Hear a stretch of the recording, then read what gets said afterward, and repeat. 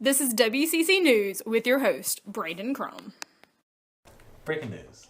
Tonight on WCC, we have more incoming news connected to the Rampart scandal, one of the most infamous cases of the police corruption on our American grounds. Rafael Perez pleads guilty to his involvement with the wrongful arrest and assault of Javier Aranda.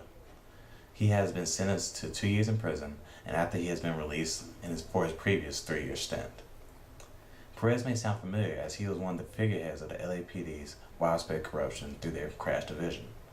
Officers part of the division were accused of a variety of crimes, as internal affairs dug deeper into the crash unit's actions. Needless to say, Los Angeles PD was doing a lot more than protecting and serving.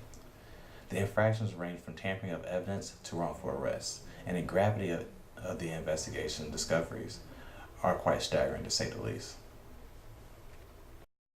Suspicions of corruption arose on March 18, 1997, when undercover LAPD officer Frank Liga and off-duty LAPD officer Kevin Gaines engaged in a confrontation that emerged from a road rage incident.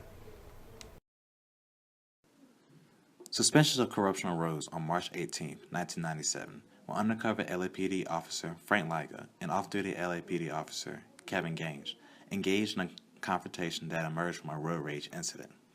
As tensions rose between the two, Officer Liga shot and killed Officer Gaines, claiming self-defense. Liga described Gaines as being dangerous and threatening as he was wielding a weapon.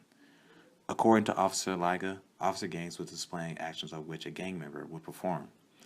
The incident gained large public attention as civilians had perceived the shooting as racially motivated, considering that Frank Liga was Caucasian and Kevin Gaines was African American.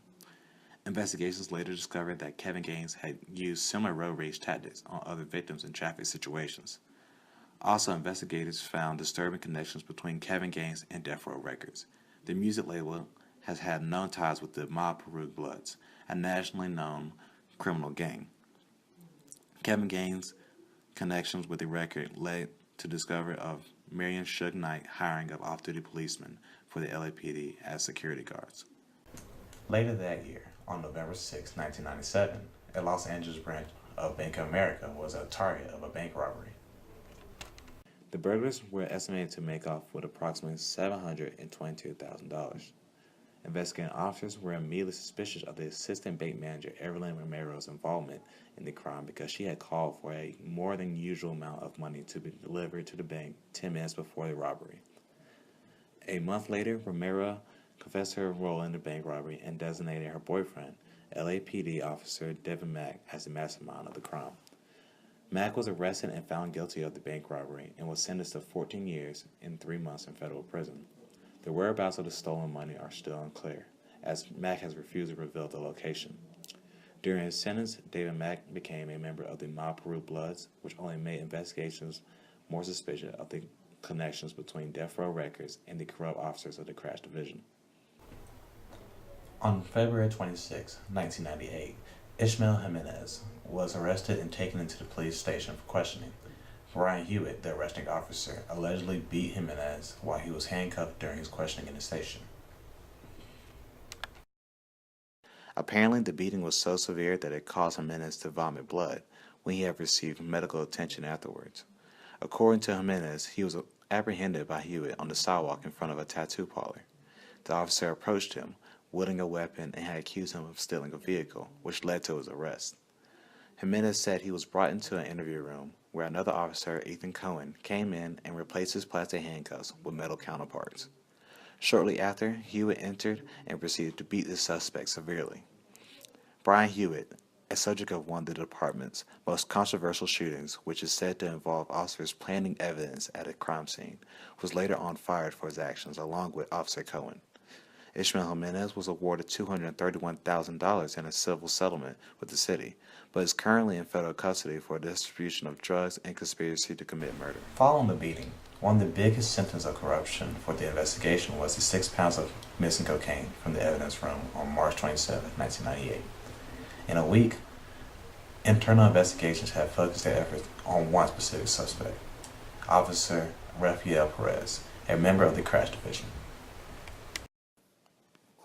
On November 8, 1999, Rafael Perez later cut a deal in his case with the prosecutors.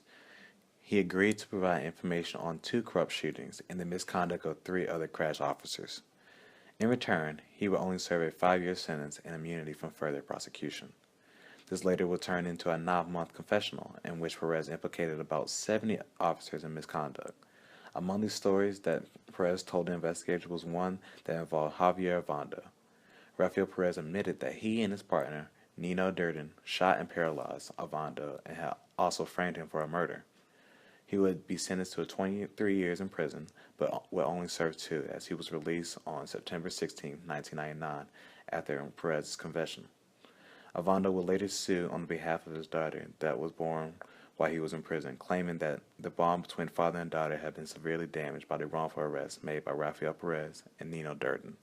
The city would eventually settle with Avanda and his attorneys to an estimated record amount of $15 million. Avanda would not be the only victim to make good on a civil suit, as there were over 140 civil suits originated from the Rampart scandal. The combined cost of the settlements of the civil suits estimated to be over $125 million, costing the city. 4 months later, Javier Avanda was arrested in Nevada and charged with the possession and trafficking of drugs.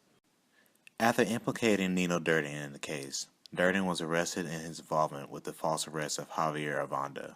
Durden was cut a deal with the prosecutors and received a reduced sentence of 7 to 8 years in prison. Nino Durden, according to the deal he made with the prosecutors, provided information additional to the arrest of Rafael Perez, which eventually led to his plea guilty, which he would also serve 2 more years in prison after being released after 3 years of his 5-year sentence. Russell Pohl had been a leading detective with the investigation of the Rampart scandal, and first on scene for the Frank Liga and Kevin Gaines shooting.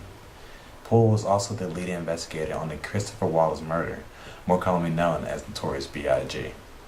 Russell Pohl was said to have substantial evidence on David Mack's involvement with the murder of Christopher Wallace, including a detailed 40-page report. He had grown a troublesome relationship with Chief Bernard Parks, as he believed that his chief and the LAPD were attempting to cover up some of his discoveries to avoid public embarrassment. Pohl accused the LAPD of deliberately avoiding his discoveries and filed a lawsuit against the LAPD for his violating his First Amendment rights by preventing him to share his information with the public. In response to the lawsuit, the Los Angeles City Council voted to allow the U.S. Department of Justice to oversee the LAPD for a period of 5 years, correcting the overbearing corruption that took place within the police department. The aftermath of the Rampart scandal has been quite difficult on the LAPD in the city of Los Angeles. Chief Bernard Parks disbanded the crash division, creating a new anti-gang unit with more rigorous requirements to join, most notably years of experience. The Police Commission Review formed the Rampart Independent Review Panel, which issued a report in November 2000 suggesting that officers need to be under better supervision and that the LAPD is viewed by the community as excessively hostile and confrontational. Well, that's all for our show tonight. Thanks for tuning in, and catch us next time on WCCN, White Collar Crime News.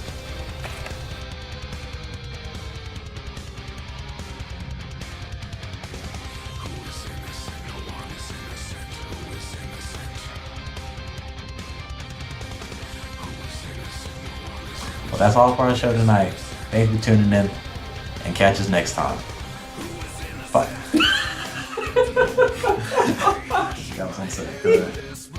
Well, that's it for our show tonight. Thank you for tuning in. Catch on with us. Thanks for watching. That's all for our show tonight. Catch us next week at White Collar Crime News, WCCC, and shit.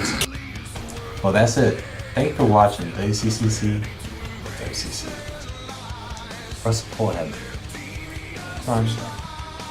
the aftermath of the Rampart scandal has been quite difficult on the LAPD and the Los Angeles city of coolness. Alright, we're starting over.